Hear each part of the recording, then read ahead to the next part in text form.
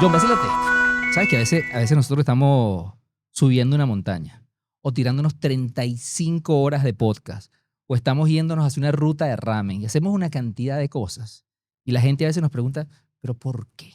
¿Por qué? ¿Por qué inventan tanto? O sea, ¿qué los motiva a estar inventando tanto contenido todo el tiempo? Y yo creo que hoy vamos a tener una conversa sabrosa con un pana que yo tengo. Esa pregunta yo se la quiero hacer a él en varios ángulos. Hoy, Juan Carlos, ¿no? Hoy vamos a grabar con Juan Pablo, que tenía muchas ganas y tengo muchas preguntas que hacerte, pero primero que nada, mi nombre es Juan Carlos Martínez, Juan Sofá en todas las redes. Mi nombre es John da Silva, @John Snacks, y justamente es ideal que estemos haciendo esto en esta fecha, porque nosotros venimos llegando a Roraima Sí. y Juan Pablo viene llegando a Nueva York. Ah, bueno. Entonces Ah, ahí sabroso. podemos seguro, fuera de cámara estábamos hablando de algunas cosas y ya inmediatamente en vez de escucharlo a él, yo quería decirle nuestra experiencia. Entonces yo creo que este es un rebote de ideas y Sí, experiencia. Juan Pablo, bienvenido a Vacílate Esto. Gracias. Y Roraima es una de las cosas que me gustaría hacer, que sueño con hacer, que para mí la gente puede decir, bueno, pero ya hiciste esos kilómetros sin pausa, hacer casi esa misma cantidad de kilómetros, pero en 3 o 4 días debe ser más fácil. Y muchas veces puede parecer más fácil, pero no, porque cuando me quite las prótesis el primer día ya tengo un pocotón de ampollas y ese Claro. pocotón de ampollas para el día siguiente en los primeros kilómetros se vuelve una tortura y después para el tercer día ya va a ser muy grave. Entonces, bueno, creo que siempre son retos diferentes. Y al final tú hablas de el de estar conectado en live, transmitir por 35 horas. Y cada uno de esos son retos positivos siempre que los tomes desde un lugar bonito de ti. Pero tú sabes que detrás de esa reflexión hay como una respuesta, está como la respuesta obvia, que dices, bueno, ¿por qué hacen todo eso? Y dices, bueno, nosotros somos creadores de contenido, nos gusta tener contenido, nos gustan las comunidades, nos gusta entender las plataformas digitales, nos gusta la tecnología. O sea, hay muchas razones obvias por el cual lo hacemos, pero justo así ese comentario. Porque para este proyecto en el cual fuimos a Roraima, que también fuimos a Naiguatá, y bueno, nos queda pendiente hacer el Bolívar, justo en ese proyecto nosotros estuvimos entrenando, ¿no? Y subir montañas, porque el subir montañas no era algo cotidiano dentro de nuestro ritual de ejercicios, por decirlo de alguna manera. Y yo recuerdo que en junio tuvimos que hacer un viaje por el tema de pelotica de goma y un premio, y estábamos en una montaña en un pueblito en Italia, recuérdame el nombre, Cormayur. Cormayur.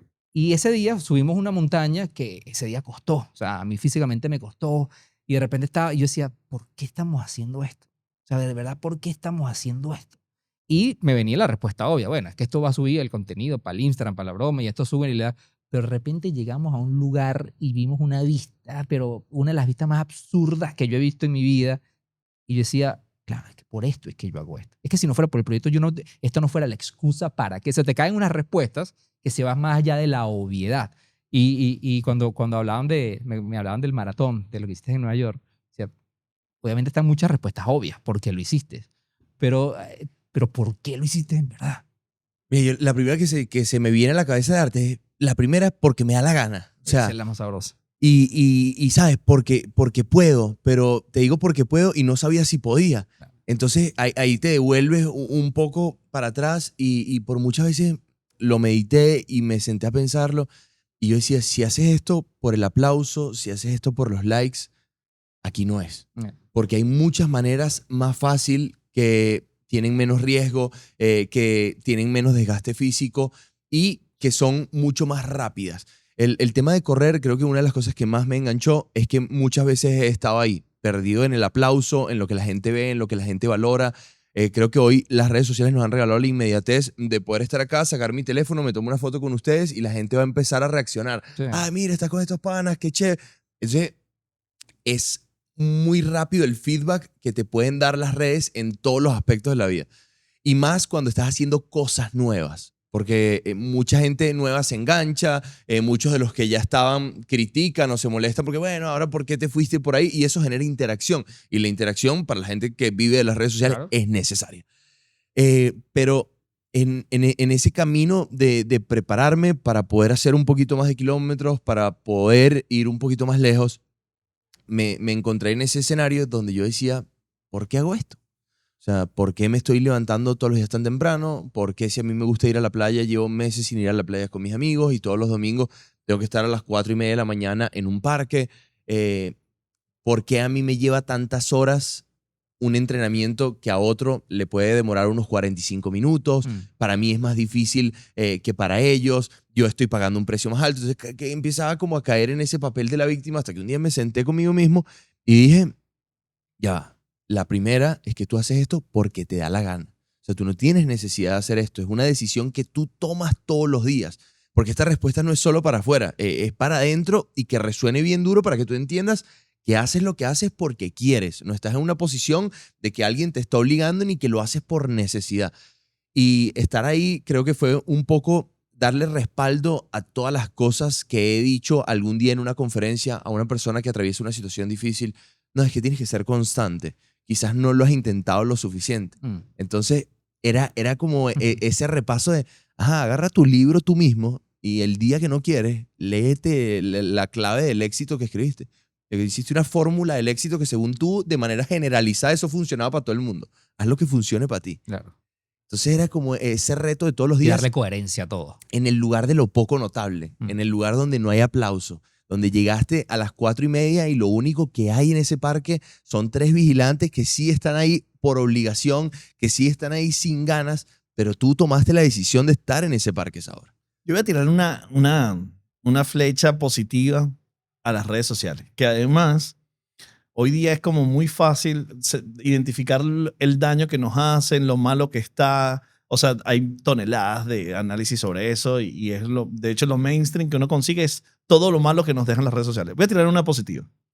Y es que, si bien es cierto, yo creo que coincidimos en la iniciativa de por qué hacemos las cosas, es porque queremos, porque nos gustan, o sea, porque es algo que nos motiva. Pero el hecho de tener comunidades y el hecho de tener redes sociales es un motivador adicional. Sí. Hay veces que yo creo que hemos hecho cosas que son satisfactorias a nivel personal, a nivel humano, a nivel individual, que si no hubiéramos tenido la razón de las redes sociales no hubiéramos hecho. Claro. Pero además es coherente, John, con lo que acabas de decir tú, y creo que siempre hemos dicho aquí, que es el tema de la constancia. Porque ser constante realmente implica muchas veces hacer algo que no quieres hacer. O sea, ese día no tienes el mood de hacerlo. Claro, pero mira, por ejemplo, en estos días estábamos en una actividad donde había un grupo de chamos que eran creadores de contenido, que parece ser Sí. la profesión que somos todos. O sea, todos somos algo y Entramos creadores de ahí. contenido. Ok. Exacto. Y era, oye, si nosotros no tuviéramos la posibilidad de las redes sociales, probablemente estaríamos en un trabajo que no necesariamente era algo que nos gustaría. O sea, probablemente Nueva York no hubiera sido una posibilidad, Roraima no hubiera sido una posibilidad. Y te lo digo desde mi lugar, a mí las redes sociales me salvaron la vida. O sea, Ajá. desde una campaña de GoFundMe, mi vida se salva gracias a las redes sociales. Total. O sea, a mí el que me viene a decir, no, que las redes sociales son malas. Bueno, revisa qué es lo que sigues, a qué le das like. O sea, Buen punto. y hoy en día es difícil hacer cosas buenas y bonitas en redes sociales, pero a la vez no. O sea, porque hay mucha gente que está buscando eso. Pero también la mayoría de las personas se enganchan más con lo que no les gusta, con lo que les genera una sensación negativa, que con lo que les genera una sensación positiva. Probablemente alguien ve este video y le va a costar mucho más escribir qué admiración por este pana o qué chévere lo que hacen, qué buena entrevista, que escribir este pana es un idiota. Esa opinión me parece estúpida. O sea, eso les cuesta mucho menos porque te despierta como esa rabia que, bueno, que todos tenemos, pero eso como que te hace llegar a la acción, la sensación de la rabia te hace llegar a la acción mucho más rápido. Y te lo dice alguien que trabaja desde la rabia. A mí no hay nada que me mueva más que alguien me diga que no. O sea, pero a nivel... No vas a hacer una buena entrevista, ¿vale? Mira, a nivel... Esto no va a salir bien. Nosotros sabíamos que no iba a salir bien. Yo tenía 25 días en la clínica. Entra mi mamá consiguió un protesista y luchó con él, por favor, ven a visitar a la clínica a mi hijo. ¿Por qué? Porque este protesista era amputado de las 2 piernas, era protesista y era dueño de la ortopedia. Entonces mi mamá dijo, bingo, Claro este es que el es. hombre. O sea, si este no hace que mi hijo le devuelva la felicidad, la esperanza, el optimismo, la buena actitud, nadie más lo va a hacer. Llegó el hombre a la clínica y la primera palabra que me dijo fue, Juan Pablo, yo no voy a mentirte. Veo en el ambiente mucho optimismo, pero tú no vas a volver a caminar por lo menos en 2 o 3 años. Tu caso es muy complicado. 6 centímetros de tibia por debajo de la rodilla, un muñón muy corto, poca palanca. En la pierna izquierda, una prótesis demasiado larga que necesita doble articulación, rodilla y tobillo. Y aparte de eso, solo tienes 8 centímetros de fémur. Casi que vas a tener que moverla con la cadera. Entiende que tu caso es complicado, acostúmbrate a la silla de ruedas. Yo me puse a llorar, Claro. abracé a mi mamá también se puso a llorar. Yo le dije, este viejo de mierda no me va a venir a decir Claro. cuándo yo voy a volver a caminar. O sea, tú no entiendes Ey, que te trajimos para otro lío. Y yo diciendo esto sin los reales para comprar una prótesis, ¿sabes? Pero es como, ¿cuántas veces nosotros vamos buscando que en la vida nos digan que no para nosotros mismos decirnos que sí? Es que a veces no nos damos cuenta, porque así como en las redes sociales se habla de lo negativo, se habla mucho de la negatividad del no, pero realmente un no tiene mucho poder. Mucho poder. Muchísimo, muchísimo Bueno, pero es poder. que este es portugués. Eso es, Ah, lo que, no, eso es lo que claro, motiva a Mourinho, a claro, Cristiano. claro. Todos esos bichos se motivan porque No, lo... dile a Cristiano que no. Dile a Cristiano que no, para que tú veas. Dile a Cristiano que no. Tiene edad 27 años, su edad biológica. No, Tiene 40 y tiene 27 No años. se puede hacer chilena a los 40. ¡Pum! ¡Pum! Igualita. Agarra, sácala. Mira, bueno, pero ese es otro tema para hablar de John, fútbol. o sea, puede existir la posibilidad de cuando se unen dos portugueses no hablar de Cristiano Ronaldo. Es que es el punto que nos une, ¿vale? Es el punto que nos une. Pero mira, oye, yo no quiero dejar de decir que si planeas lo de Roraima, yo me anoto. No, me gusta. Yo me anoto. gusta. O sea, para acompañar, Pero a Juan, en 2 años. para acompañar a Juan, no, para ir para Roraima. 2 Pero bueno, años. No, en 2 años yo soy desesperadísimo. Sí, si lo van a decir ya, no, la semana que viene. ¿Pero has hecho montaña? Subí al mirador del Salto Ángel. Ok. Es una de las cosas que más me cuesta, sobre todo en la bajada. Subiste, eso me han dicho, corrígeme, que son 5 días para subir. No, acuérdate que el el mirador, miradorcito mirador. el que subimos nosotros. el que- mirador de la foto famosa de Ok, Instagram. ok, ok, Viene ok, la ok, curiara, ok. te Abajo, deja, abajo. te deja Ok, ahí en más las arriba. partes de las Ok. piedritas que enfrente hay como una especie de mirador donde están las hamacas Ok, y tal. ok. Y subes ese pedacito de montaña que la gente no sé cuánto le tomará. Donde nos normalmente. encontramos con la turista de los lentes. Fue ahí, ese es el mirador. Sí. Que de hecho te dicen, lo puede hacer todo el mundo. Y la gente se toma, una persona que no está entrenada, unos 45, Sí, 50 1 hora. minutos. Yo me lancé 5 horas y media, pero la verdad es que para mí es súper complicado por el tema de los desniveles. O sea, pisar las rocas. Al final, el tobillo es lo que ayuda mucho a regular los desniveles. Ok. Y el no tener... es complicado para mí el tema de las subidas, bajadas. Esto es montaña, o sea, esto es piedra porque juega Hay garrote. mucha piedra. Hay piedra. Y la bajada, sobre todo la bajada es rudísima, porque el día que bajas son 1000 metros en, ¿qué? Te puedes hacer, nosotros hicimos, ¿qué? Bajando 2 horas. O sea, desde la cima hasta la base. No, bueno, conmigo harías 20 horas. No, bueno, pero te digo una cosa. Michael me dijo, no, yo no sentí piedra. La rata de Michael, cuando subió para Roraima, que no sintió la piedra. Con rata esa. Coño, Michael. Bueno, puedo hacer la subida y hago la bajada. Exacto, Michael Style. Exactamente. Michael también, un abrazo a Michael, que gran pana. Michael hizo también el maratón fue el que lo acompañamos Berlín, nosotros, fue Berlín. Berlín. Bueno, lo acompañamos nosotros, no, lo estuvimos apoyando con una iniciativa y una persona de nuestro equipo lo estuvo acompañando en el de Berlín, que él también se tiró no recuerdo exactamente, pero se tiró, sé que llegó a 14 madrugada. horas, sí. No recuerdo exactamente cuánto fue, pero fue 14 y 16. Sí, en ese no Tú hiciste sé. 14, ¿no? 15 horas 21 minutos. 15 horas 21. Un minuto más rápido que Michael en el maratón. Ah, la agarra ahí, Malco. Agarra Mira, ahí. ¿qué tal esa experiencia? O sea, porque a mí me encanta, hace un ratito ya empezás a asomar un poco sobre eso, porque el tema de la idea de, obviamente en los 15 minutos logras al día siguiente la noticia, logras tu satisfacción personal, pero todos los días entrenando a las 4 de la mañana en el Sí. parque caminando, esos son los duros, esos son los duros y los sabrosos también, porque logras un momento. No, y te lo digo, el día de la carrera la gente dice, este pana está loco.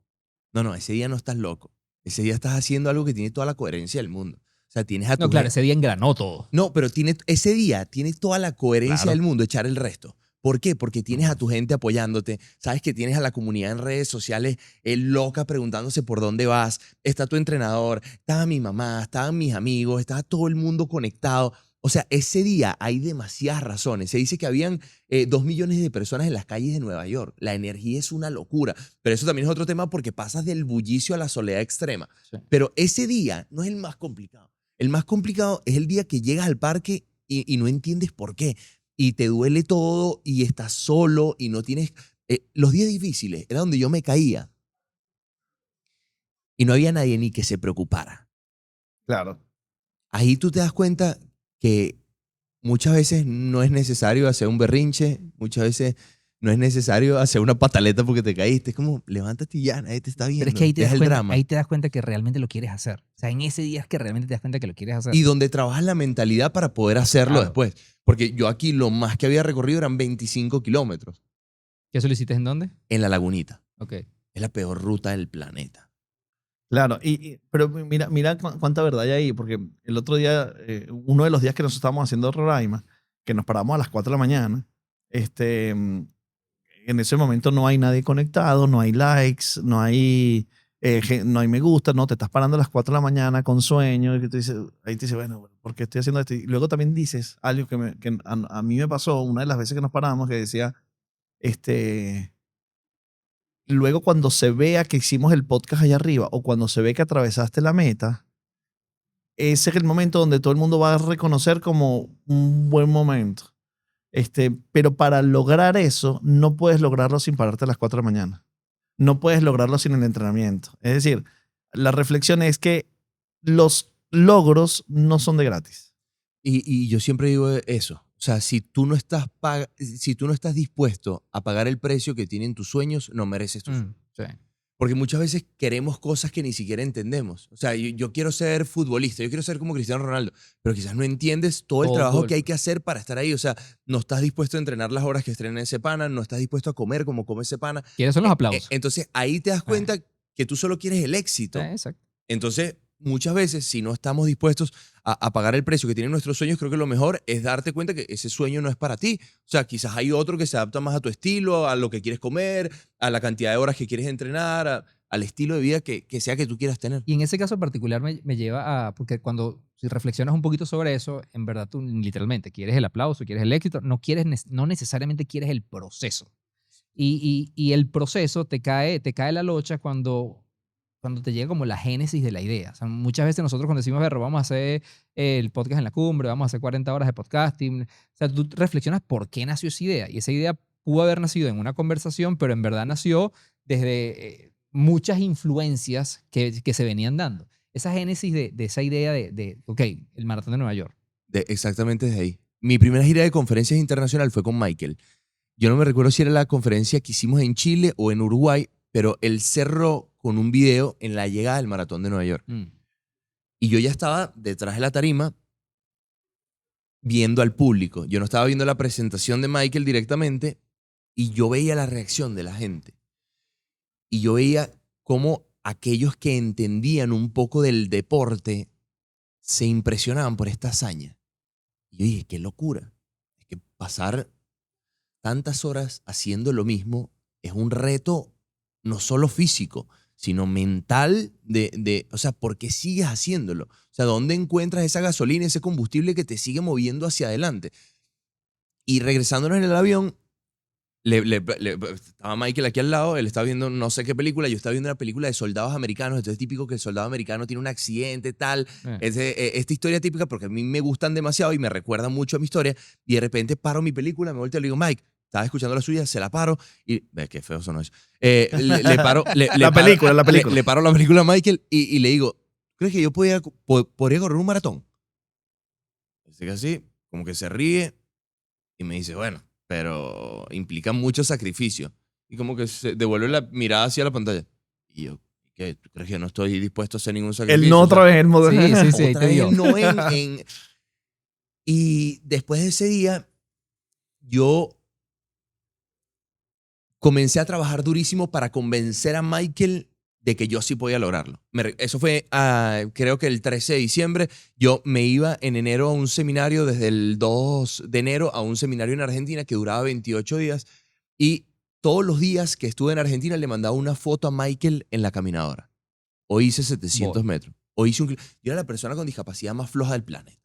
Yo iba a un centro comercial y ponte en el Sambil. Voy caminando por el pasillo, me paro en las sillitas del medio, ahí donde se sienta la señora a tomar café, donde está la gente ya con sus bolsas que ya nos vamos. Ahí yo me sentaba, descansaba un ratico, esperaba que se me pasara un poquito la presión de las piernas y terminaba la otra mitad del pasillo. Donde yo podía pararme en el puesto de discapacidad, lo aprovechaba, me paraba en mi puesto y caminaba lo menos posible. Y para mí esto fue un gran reto. Y empezó así, tratando de convencerlo a él, hasta que yo me lo empecé a tomar más en serio. Él empezó a ver como, ¿es posible? O sea, pero ya está serio la cantidad de kilómetros que estás acumulando. Recuerdo, salté de una vez una carrera de 10 kilómetros. Cuando me saqué el liner de silicón, se me vino casi toda esta parte de la piel. Esto que se ve así como más enrojecido fue una de esas partes que se me vino. Yo saqué el liner de silicón, que es eso que conecta con la prótesis para que no te dañes tanto la piel. Y cuando se vino la piel pegada, los primeros 10 kilómetros los hice en Maracaibo. Uf. Sí, buena elección, me parece lógico. Sí. Sí, me parece. Como la mayoría de las cosas de mi vida no Sí, tienen sí. mucho sentido. O sea, no Y Mérida, Maracaibo. Y después de esa vez yo digo, bueno, déjame devolverme a 5 y creo que cada una de esas pruebas fue como, en verdad lo quieres, en verdad estás dispuesto. Yo me llegué a reunir con traumatólogos que me decían, tú entiendes que por esta gracia capaz tú no vas a volver a caminar más nunca. Imagínate. O sea, Podría tener implicación. Claro. O sea, muchas personas, y ojo, que me quieren, no desde un mal lugar, más bien con preocupación. Era como, o sea, ¿sabes el precio que puedes pagar por esto que estás tratando de hacer? Y fue como, bueno. O sea, al final yo esa misma fractura me la puedo hacer entrando a un estudio que había un charquito al lado, se me va la rodilla, me puede pasar en cualquier lado. Y a la mayoría de las cosas que he logrado en mi vida y de las que hoy me siento orgulloso, al comienzo me dijeron que no iban a ser posibles. Entonces era como, yo voy a intentarlo. No sé si estoy dispuesto a pagar el precio, o sea, no sé si yo hubiese quedado satisfecho si me hubiese roto la rodilla, no sé. Obviamente, capaz hubiese dicho después, mira, pagué un precio demasiado alto por algo que no valía la pena. Claro. Pero para mí lo que valía la pena era intentarlo. Era levantarme todos los días con la idea de hacer algo tan grande que a mí mismo me daba miedo. O sea, yo desde que comencé a trabajar sin saber que era un trabajo, yo fui dejando que la gente me pusiera etiquetas. O sea, yo no me siento la mitad de las cosas que la gente me dice. No, él es escritor de un libro. Bueno, sí, o sea, mi historia está en un libro, pero yo no, o sea, al final yo tenía todo un equipo detrás. Totalmente. O sea, yo no me siento escritor. Ok. Es presentador de televisión. Bueno, yo me siento muy alejado a lo que es un presentador de televisión, pero bueno, la verdad es que hago ese rol muchas veces. Y así me fueron poniendo títulos y yo los fui aceptando. Entonces, al final, la mayoría de las personas que van a una de mis conferencias van buscando motivación, buscando inspiración, pero dentro de mi conferencia se van a encontrar con que yo les digo, si tú necesitas motivación para lograr las cosas que quieres, estás tratando de lograr las cosas equivocadas. Porque nada te debería dar más motivación que lograr las cosas que sueñas. ¿Dónde está la motivación de hacer el maratón de Nueva York? Hacer el maratón de Nueva York. O sea, es algo gigante. Si eso no te motiva, ve por otra cosa. Si tu trabajo no te motiva, cámbialo. Pero bueno, suena muy simple en la vida, pero después una conferencia te da la posibilidad de, con ejemplos de tu vida, reflejar la historia de los demás en la tuya para que ellos puedan recibir muchas veces esa patada que todos necesitamos para ponernos a vivir de manera inmediata y que te des cuenta que tú no eres la víctima de tu vida y no eres la consecuencia de lo que te pasó, sino que eres la consecuencia de lo que vives haciendo con lo que te pasa. De las decisiones que tomas a diario. Porque ahí es raro. Porque cuando tú dices, a ver, cuando tú le pones el título, sobre todo el título que tú escribiste, es que es conferencista motivacional. Conferencista motivacional. Es que suena charlatán. Claro, porque, no, y además, conferencista motivacional, influencer. Coño, dame una más. No. Porque cuando tú dices conferencista motivacional, tú literalmente cuando piensas en una conferencia, dices, bueno, yo voy a una conferencia de inteligencia artificial, voy a una conferencia de robótica, voy a una conferencia, es porque tú vas porque quieres aprender algo. En este caso tú dices, bueno, yo quiero aprender a motivarme. No, en mi conferencia, si aprendes algo, es algo que tú mismo descubriste dentro de ti.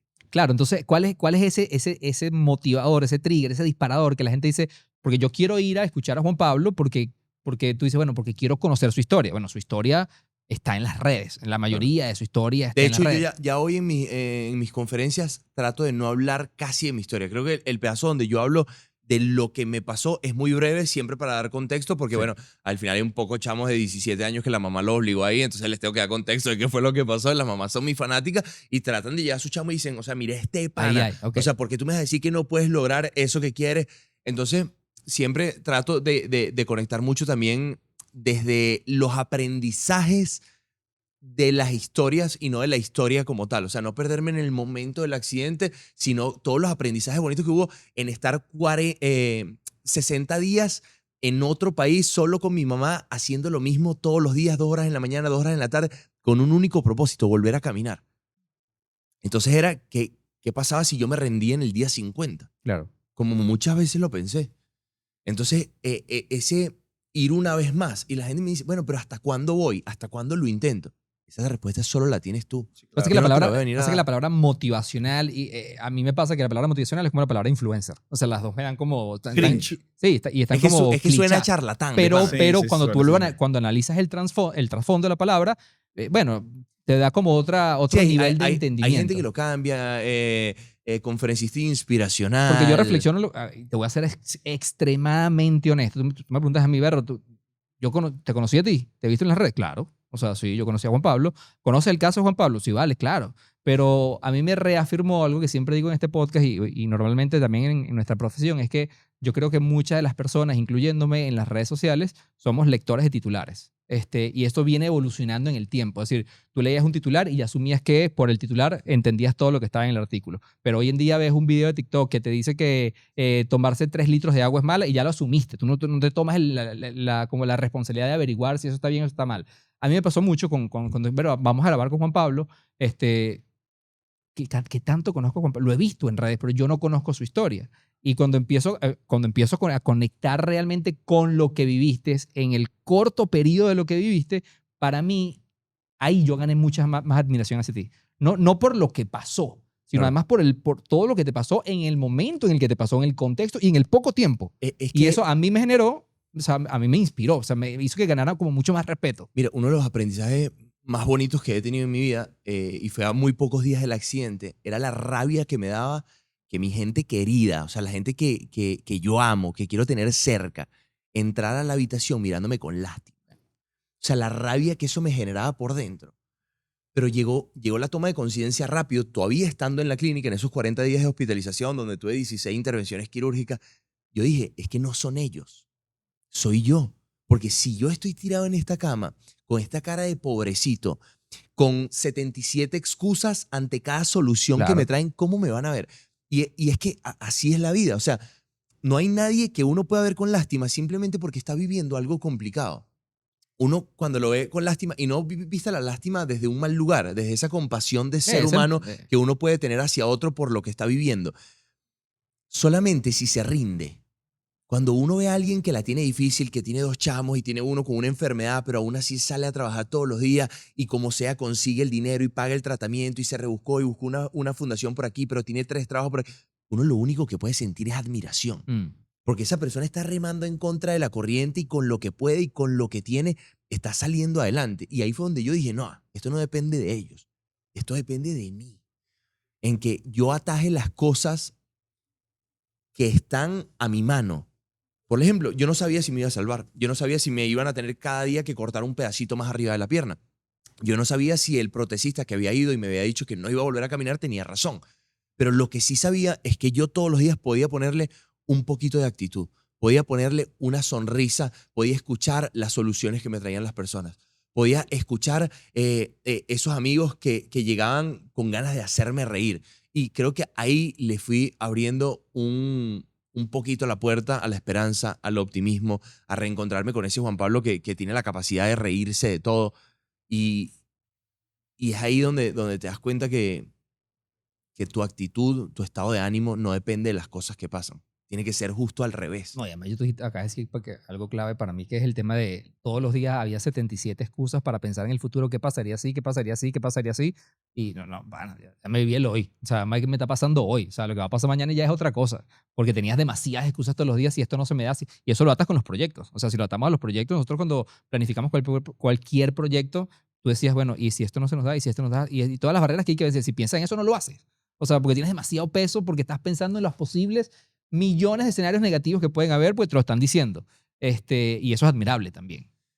Y al final yo me he dado cuenta que siempre los monstruos de nuestra cabeza son más grandes que en la vida real. La mayoría, el 99% O sea, no lo pasa. Los escenarios que yo me puedo hacer en la clínica, yo te puedo decir que son peores que lo que cualquier persona habrá dicho o opinado de mí. O sea, yo pensé que más nunca iba a volver a ser un hombre, que las mujeres me iban a ver como algo raro y detestable, que nunca se me iban a acercar, que yo no iba a volver a ser valioso, que yo iba a ser una carga para mi mamá, para mi familia, que ya nadie iba a querer estar conmigo, que yo me iba a convertir en un peso para las personas que me... O sea, una cantidad de cosas que después tú sales a la vida y no. O sea, llegas a unas escaleras y te encuentras un motorizado. ¿Qué pasó, mano? Te ayudo.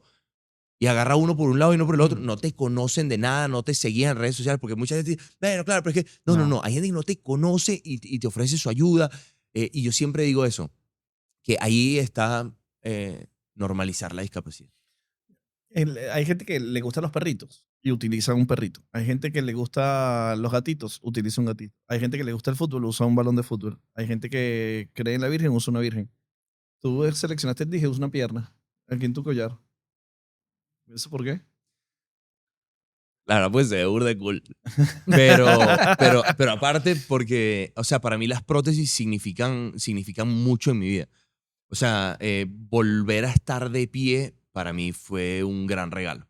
Eh, las prótesis para mí significan sentirme un poco más útil. Para mí las prótesis significan sentirme un poquito más independiente. Que he luchado mucho en contra de eso porque todavía me siento menos sentado en la silla de ruedas. Así. Y lucho con eso. Luchas con eso. El otro día me preguntaban, Juan Pablo, ¿por qué tú no hiciste en silla de ruedas el maratón? La verdad, porque yo no me siento igual en prótesis que en silla de ruedas. O sea, Ok. no tiene nada que ver con el mundo, tiene que Interesante. ver con mi sensación. O sea, Ok. yo no me siento igual cuando estoy en silla de ruedas. Tuve mi primera, bueno, no mi primera conferencia internacional, pero la primera vez que iban a estar 4,000 personas enfrente de mí y me tuve que montar en el escenario con la silla de ruedas. Mm, Eso fue una de esas cachetadas que me da la vida de, no, o sea, si tu valor está ahí, todo lo que estás diciendo es paja. claro. Claro. Y- Un autoconvencimiento. Exactamente, porque ese brinco de lo que comentabas ahorita, de la gente de tus panas, tu círculo cercano, cuando entraban a la habitación y tú sentías que te veían con lástima. O sea, ¿dónde está ese brinco donde tú luego transcurre una cantidad de cosas, pero luego tú dices, ok, yo creo que aquí tengo una historia que contar, una historia que puede ayudar a otros a que reciban ese kick que necesitan, pero dices, ok, pero yo me voy a exponer a 1,000, 2,000, 3,000, 5,000 personas y probablemente muchos de ellos me vean con lástima. O sea, ¿sabes? Ese mismo momento en la cama Sí, sí, a sí. ese momento, al mismo momento en el escenario. Mira, O sea, ¿qué es lo que te convence pasar de aquí para acá? yo a veces en mis conferencias entro gateando. Ok.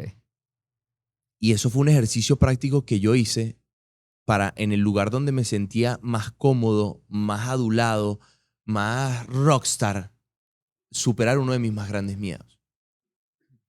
Y yo entraba gateando porque necesitaba que la aceptación de ellos me hiciera llegar a la aceptación mía. Porque yo no me aceptaba así. O sea, verme, o sea, recibir a personas en mi casa, para mí antes era un reto porque no me iba a quitar las prótesis hasta que ellos se fueran. Hmm. A ese nivel. Entonces te das cuenta que bueno, estoy perdido en la charlatanería de acéptate, valórate, quiérete, Y tú todavía. pero y ni con la gente que te quiere pueden ver tus muñones, tus cicatrices, tus heridas de guerra. Entonces creo que ha sido un trabajo de ir aprendiendo de lo que digo y de que de una u otra manera mis conferencias me educan de retruque y muchas veces tengo una toma de conciencia y tengo un aprendizaje y algo me salió bien y de una manera creo como una fórmula que me va enseñando cómo tengo que ponerla en práctica. Ha tomado mucho tiempo. O sea, yo creo que Sigue siendo un proceso. siempre creo que he hablado de las cosas como si estuvieran curadas dentro de mí antes de que estuvieran curadas. He hablado con certeza de una fórmula que creo que funciona, el tema de la actitud, antes de tenerlo seteado dentro de mí, antes de creérmelo. Puedo deducir que lo que estás diciendo es que tus conferencias motivacionales a la persona que más efecto le ha tenido mismo es a ti mismo. Yo Porque creo que sí. tú autoescuchándote, acabas de decirlo y quiero ratificarlo, autoescuchándote asumiste mejor lo que mismo tú te estabas diciendo. No, y es que es mucho más fácil aconsejar a los demás que hacerlo. Mm. Entonces yo sintiendo que aconsejaba a los demás, tiene toda la coherencia del mundo esto que estoy diciendo. Porque si tú al mismo problema Qué le bueno quitas eso. la rabia, le quitas esa emoción negativa y le pones un poquito de actitud, un poquito de optimismo, tratas de verlo con una visión más amplia, te sales un poquito del problema, a ver, ¿qué puedo aprender de aquí? ¿Qué cosa tiene toda la razón del mundo, tiene toda la coherencia. Aplícalo en tu vida, pues. Claro. O sea, porque si lo dices y en momentos... Porque esa es otra, que es difícil como encontrar la coherencia en nuestras vidas. O sea, que todo marche de la misma manera, porque muchas veces en el trabajo funcionamos de una forma, pero en nuestras relaciones personales totalmente diferente. Entonces, ir como viendo en cada sector cómo esto que aplica aquí puedo aplicarlo de este lado también.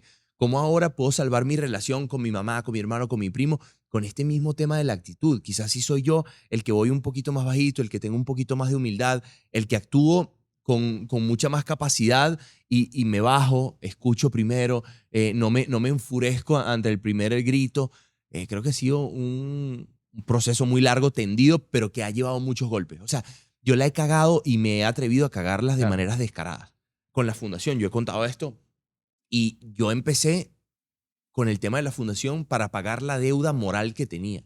Porque yo no quería que nadie el día de mañana me viera en la calle y me dijera, bueno, sí, nosotros fuimos los que te ayudamos a ser quien eres. No, no, no, no, no.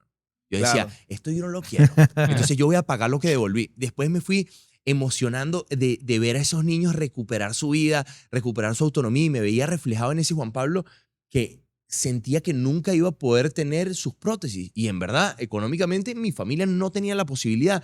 Pero después también me encapriché con la felicitación de la gente. Pana, le estás cambiando la vida a un montón de gente. Y me endiosé. Y empecé a acumular Peligroso, ¿no? niños. Entonces yo decía, ya llevo 5. No, ¿y qué tal con la fundación? No, ya llevamos 7. Este mes hemos hecho 2. Entonces después ya no me importaba ni hablar con el niño ni con su familia. Claro, te saca Ego por puro. completo, exactamente. Entonces, ir trabajando todas esas cosas y darte cuenta de tus sombras. O sea, tú también eres ese que no le importa nada y que estuviste en la misma situación y que aún estando en la misma situación y entendiéndolo no tienes empatía. Claro, entonces te ponías en otro contexto y en otro contexto te volvías lo que no querías hacer. Volvías a hacer lo que odiabas. Que de alguna manera, Juan, me está respondiendo ahí la pregunta que te hacía al principio, porque escuchándote hablar, o sea, estoy seguro que eso pasó con las conferencias, eso pasó con el libro, eso pasó con la fundación. Es decir, el por qué tú haces las cosas, no bueno, voy a hacer la fundación porque quiero ayudar a los chamos. Quiero escribir el libro porque quiero contar mi historia, quiero hacer conferencias porque quiero inspirar. No, no, no. Realmente quiero hacer todas esas cosas porque tengo muchas cosas que he identificado que necesito confrontar de mí mismo. Y después está el tema de la palabra propósito. Qué vaina tan cliché también. Es Eso como ca- influencer. Es como el complemento de Si no la sabes conferencista manejar motivacional con Exacto, propósito. Exactamente. Exacto. Cuando te decía, me falta una más, es Es esa. el propósito, exacto. Es muy arrecho, pero al final para mí es lo único que Es- puede salvarte cuando quieres soltar Es que es una todo. palabra muy, muy banal si la ves por superficial, pero es todo. Al mismo tiempo es todo. Creo que cuando yo le empecé a poner propósito a mi vida, las cosas cambiaron. Y conectando con propósito, Juan, y con lo que nos has dicho que es tu combustible, ¿cuál es ese no? ¿Cuál es ese no ahorita que le está dando combustible a tu propósito? Sea el que tú No, hayas definido. ahorita más bien yo soy el que estoy tratando de darme el no. Por lo menos el día después de la maratón de Nueva York, bueno, ese mismo día, porque terminé a las 2 de la mañana, ya eran como las 9, Claro. me levanté todo emocionado, redes sociales, quiero dopamina. ¿Quién está hablando de mí? Me meto en las redes Mis sociales. 5 minutos de gloria. Exactamente. Me meto en las notificaciones. El maratón de Londres. De una. ¡Ah! Sí, vamos. Les hago un capture, lo mando por el grupo. Y fue como, ya va. ¿Por qué? Porque 2. Tú querías lograr 42 kilómetros, ya lo lograste. ¿Por qué otra vez? Entonces, tener la capacidad de volver al inicio, de vuélvete a hacer las mismas preguntas. Este ejercicio ya lo has hecho. ¿Por qué lo quiero? ¿Es por el aplauso? Quiero volver a vivir la sensación que viví ayer y estos 5 minutos que llevo scrolleando y la mitad de las cosas tienen que ver con lo que hice. ¿Desde dónde viene esa necesidad? Entonces, fue como, entonces ahorita traté de ponerme el no yo mismo y fue como, no, cálmate, disfruta lo que hiciste y hasta que no tengas un porqué y un para qué claro, no vuelvas a sacar otro reto. ¿Quieres correr? Ve al parque. O sea, tú lo que quieres es hacer kilómetros, vete para el parque. Igual, a las 4 de la mañana, donde nadie te ve. Porque si no, creo que uno termina viviendo desde el sacrificio. O sea, yo siempre decía, y se lo repetí mucho a mi equipo, yo no quiero hacer esto por nadie.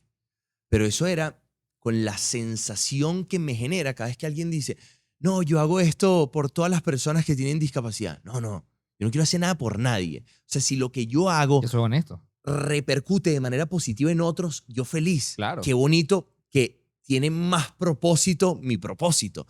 Pero no a es la- mi responsabilidad. Pero a la vez, yo no quiero ser un... Sí, o sea, porque es que al final terminas viviendo del sacrificio. No, yo hago esto por mi mamá, yo hago esto por esto. No, no, primero, ¿qué es lo que eso genera en ti? ¿Qué es lo que mueve esa meta, ese reto, eso que estás haciendo dentro de ti? Y después, qué chévere si enorgullece, favorece a un montón de gente. Yo creo que cuando tú encuentras esa respuesta, sea la que sea, porque puede ser algo súper pretencioso como algo tan sencillo como que, ¿sabes qué? Yo me hice las 300 preguntas y al final yo quiero hacer esto porque sí me interesan los likes y los aplausos de la gente. Es válido. Si eso te hace feliz, válido. Pero si en el fondo te hace feliz, es válido. Yo siempre digo que cualquier combustible que te ayude a avanzar y a luchar por las cosas que quieres es válido. No, a mí lo que me importa es la plata. Chévere, ¿y por qué está mal? Claro. Bueno, listo. ¿A ti lo que te importa es la plata? Chévere. Y muchas veces uno, creyendo que solo le importa algo, va encontrando significados eso en el pasa. camino. Yo me recuerdo que a mí me han pasado cosas muy bonitas corriendo. Y creo que son parte de las cosas que me han sostenido. Que dices, yo no lo hago por nadie. Pero el día que estás pensando en rendirte, estaba en el parque de Vizcaya. Es un parque que no me gusta porque es muy pequeño. Entonces me Sí. mandan 12 kilómetros. Bueno, tengo que darle 13, 700 14, vueltas. 14 vueltas. Horrible. Y llega un tipo corriendo, un tipo espectacular, papiado, en camisetica.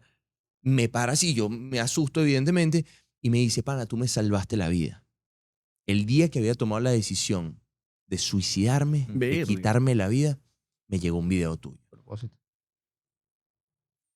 Ahí le das la dimensión a Pero muchas cosas. el mismo Juan Pablo que te está diciendo, no, yo no lo hago por nadie.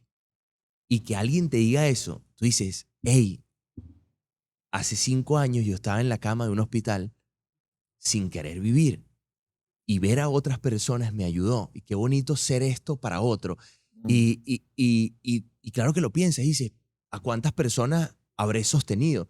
¿O a cuántas personas podré sostener en ese momento si cumplo mi sueño de ir a Nueva York, por ejemplo, por poner una meta como tal?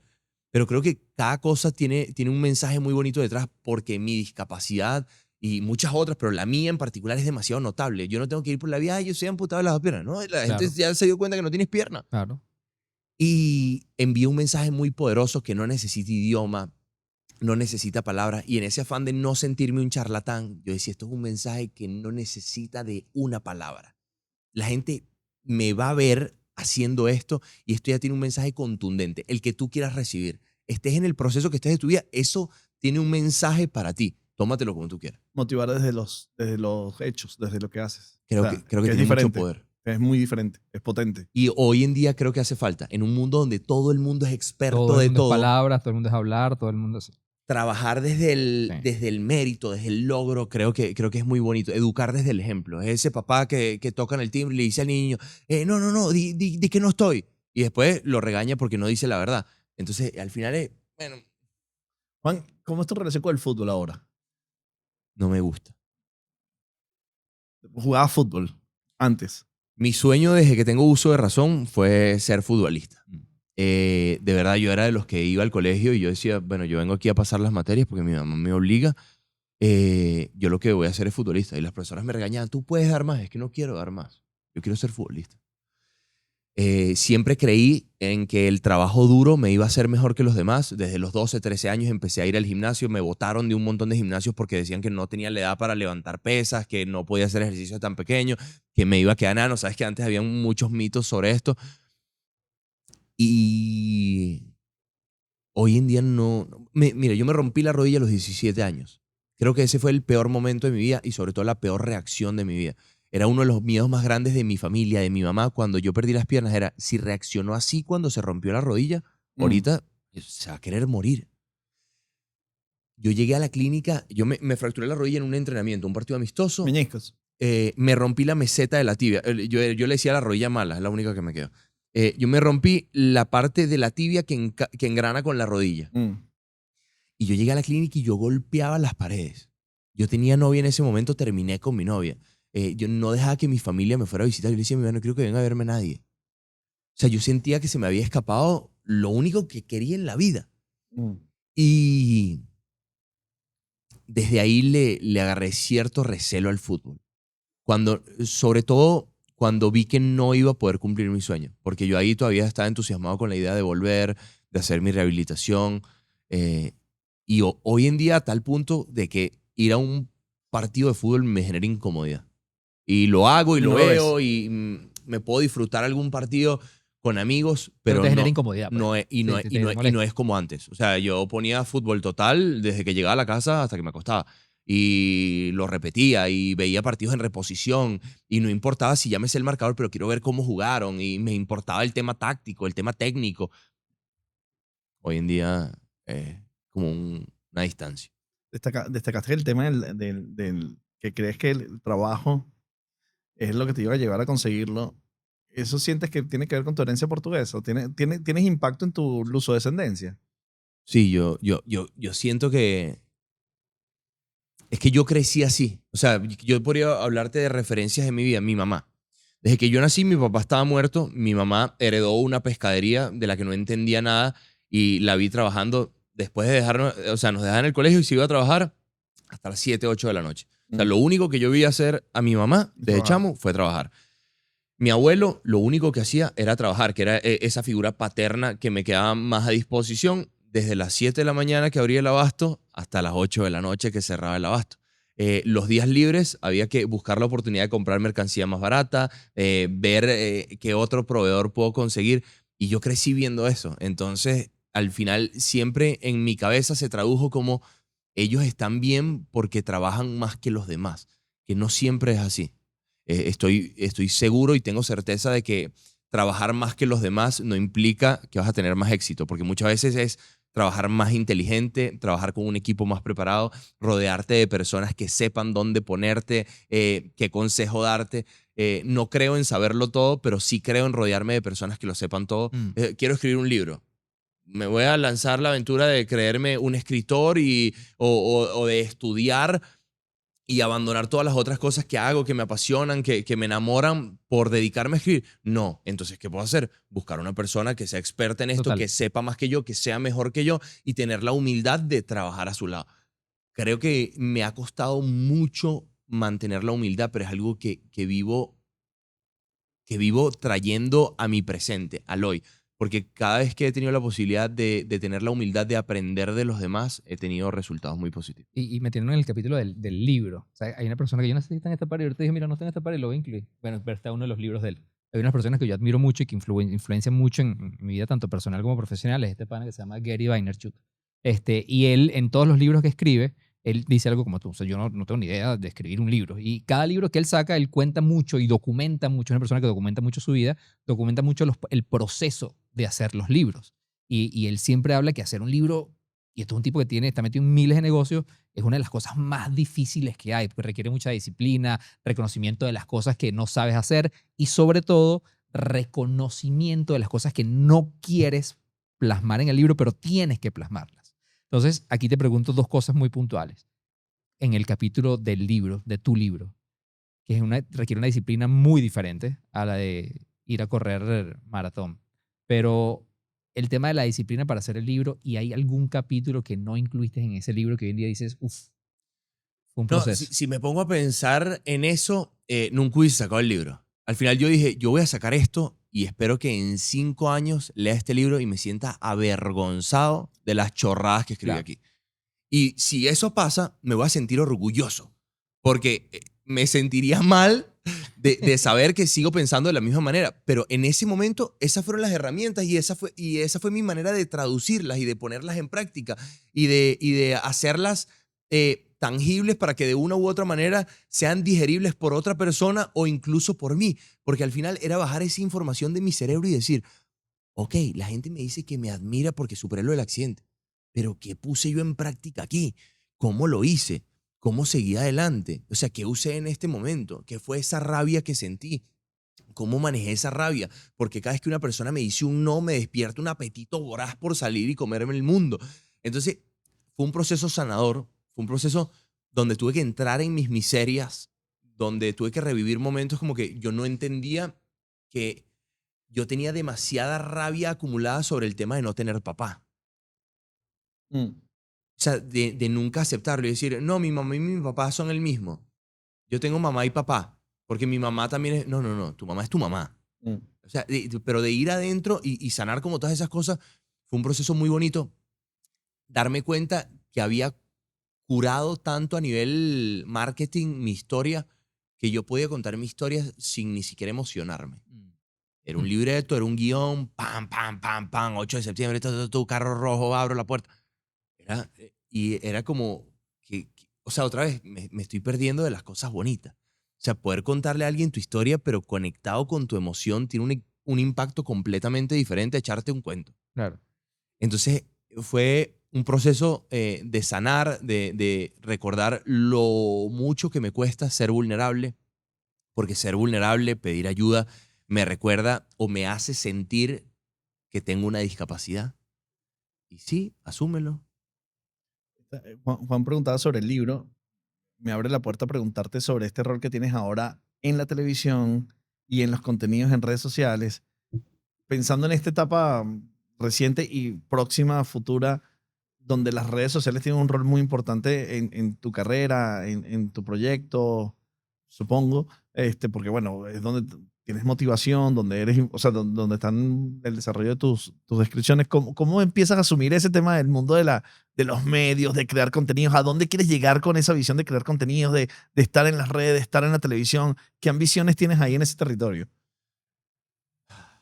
Y todas las del mundo. O sea, o sea, si me preguntas a dónde quieres llegar, no sé, quiero llegar a un lugar donde nadie haya llegado. Por lo menos estar en la televisión, una de las cosas que más me incitó a hacerlo fue que nadie lo había hecho. O sea, no había una persona con discapacidad en este país que hubiese hecho televisión. Ok. Y yo decía, ¿por qué? Y también pensaba en el propósito y en el impacto que puede tener eso en un chamito de un pueblo que está encerrado en su casa, lo que hablábamos ahora, que está encerrado en su casa, que no ha tenido la posibilidad de salir a conocer el mundo porque el amor de su familia lo ha limitado y lo ha ayudado tanto que lo ha privado de conocer sus capacidades. Y ve televisión, no tiene redes sociales, no tiene recursos y lo único que hay es televisión por cable. Y en ese televisor Le llega. me ve a mí. Y si eso le despierta la intención a un niño de decir, yo voy a salir como loco a luchar por las cosas que quiero, por ser pescador, por ser artista, por lo que sea que quiera hacer, para mí ya tiene valor. Pero sí estoy como en una etapa de resignificar cómo hacer lo que hago de una manera más efectiva para mí. Más efectiva para buscar mi propósito, más efectiva para que llegue el mensaje que quiero que llegue. Pero también a veces me divierten mucho las cosas banales. A veces Claro. estoy en el programa y yo dije, mira, no me metan en el segmento de los chismes, pero hay un chisme bueno y yo no, vale, sí, Yo voy, voy para méteme. Y, ¿sabes? Y también creo que es un poco de lo que he tratado de abrazar y es la versatilidad que tengo, pero que a la vez tenemos todos. Porque Claro. yo también soy el Juan Pablo motivacional, pero soy el Juan Pablo que a veces estoy en una reunión y me llega un pana y me dice, coño, papi, quiero que me des un consejo. No, hoy no. Sí, vale. Cállate, hablamos mañana, invítame a tomar un café. Y es como, hoy estoy en mi momento de que no Sí, quiero vale. saber nada de esto, quiero que nos tomemos un trago, quiero que nos comamos unos pequeños, que bailemos. Entonces, creo que poder mostrar todas esas facetas que tenemos todos, porque ahora imagínate tener un amigo que esté todo el día en modo conferencia. Sí. Lucha por tus sueños, porque Sí, sí, la sí, sí. adversidad podrá llegar para hacerte... Es que ya cállate. ¿Me explico? Entonces vivir el humor negro me lo disfruto mucho. Claro. Y a la gente le gusta y a otro que no le gusta, pero a mí yo me lo disfruto. O sea, si no te gusta, es chévere. O sea, las señoras del cafetal se vuelven locas y me odian por ese día, pero ya al día siguiente me vuelven a querer. Y es como, si yo también soy esto, y yo también me gusta reírme de mí mismo y de las otras personas que tienen otros temas. Porque me siento con Michael y me río de Michael. Claro. Y apenas tenga confianza contigo y me lances 2 chistes de humor negro, te invento 3. Y me gusta, En lo me que le agarres divierte. dale esa bandera a John para que tú veas. Mira, No, justo, el humor negro me gusta mucho. justo te iba a preguntar de eso, porque hablabas de hace rato cuando contabas que, bueno, terminaste en Nueva York, te levantaste conscientemente el día siguiente, quiero abrir redes porque quiero mi shot de dopamina, ¿vale? Pero obviamente en las redes sociales hay de todo. Y de hecho, justo en este momento, ayer, justo te lo comentaba John, hace poco grabamos un video haciendo una ruta ahí de panes de jamones y bueno, yo decía que a mí no me gusta el pan de jamón de la aceituna, no me gusta, pues no me gusta. Y es algo tan simple y tan tonto como eso. Y yo le decía a John que me sorprendía la cantidad de mensajes De hate. de hate, porque, o sea, hasta aquí llegó mi relación contigo, Juan, no te sigo más. O sea, ¿cómo tú vas a hacer Pero, eso? pero te digo una cosa, Juan. Yo también, cuando me dijiste que no te gustaba la aceituna, lo pensé. Lo pensé. Le gusta un cachete. Ok, sí, exacto, es un cachito. Eso es lo que está diciendo la gente. Entonces, existe en esa exposición ahora de la parte social y entendiendo que las redes sociales juegan un rol full importante en tu carrera y lo que haces, ese hate, porque lo existe de todo y cómo lidias con eso. Y ese aprendizaje también llegó muy rápido. Yo tenía muy poco tiempo haciendo redes sociales, había recién llegado de Brasil y todavía escribía en un guión cada cosa que iba a decir y lo ponía al lado del teléfono y trataba de que no se viera que lo estaba leyendo. pero era como mi manera de empezar a comunicarme de una mejor manera, Mm. de no cometer tantos errores.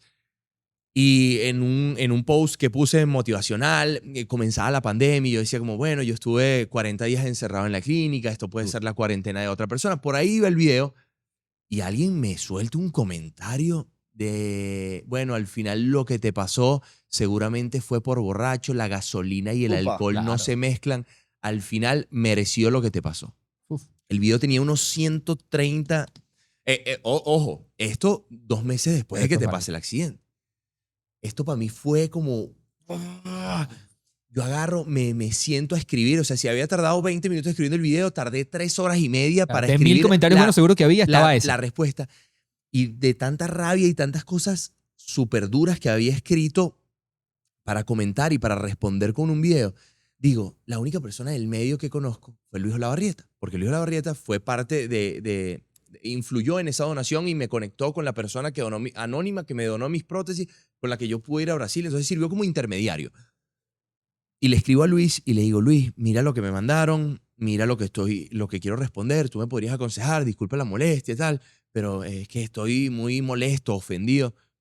Él me dijo, ¿cuántos comentarios Mm. tiene la publicación? Ya respondiste todos los positivos.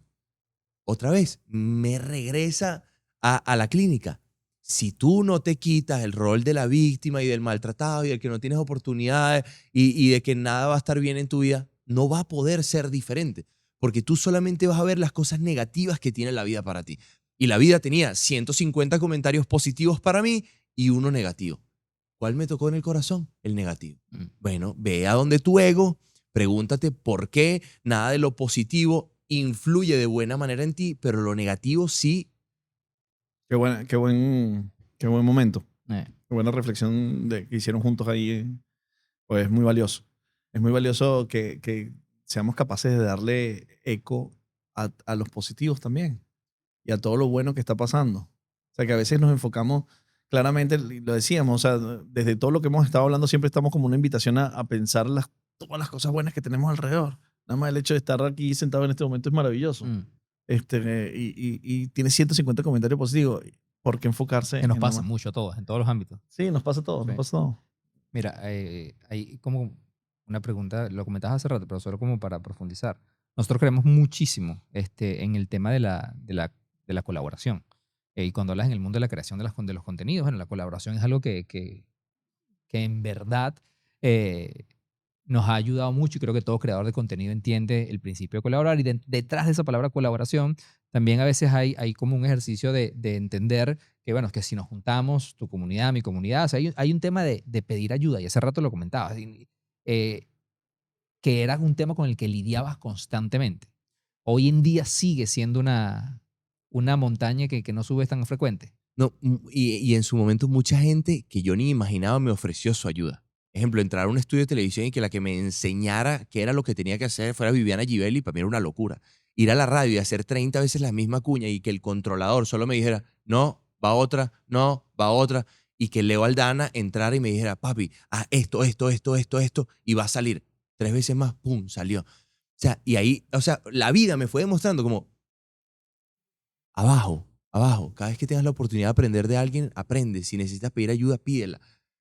Y por muchos momentos fui el jovencito que los likes lo nublaron. Mira, yo me recuerdo cuando, Michael Melamed, voy a ponerte un ejemplo sólido de lo que es la locura de un chamo de 22 años que está empezando a lograr cosas, conseguía mis primeros contratos, mis primeros videos virales. Michael me escribe y me dice, hola, ¿cómo estás? Michael Melamed, me gustaría reunirme contigo para que tengamos la oportunidad de conocernos, de ver de qué manera podemos avanzar juntos, colaborar.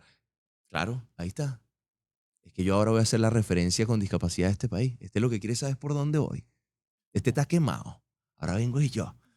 Pues ahí a ver qué quiere.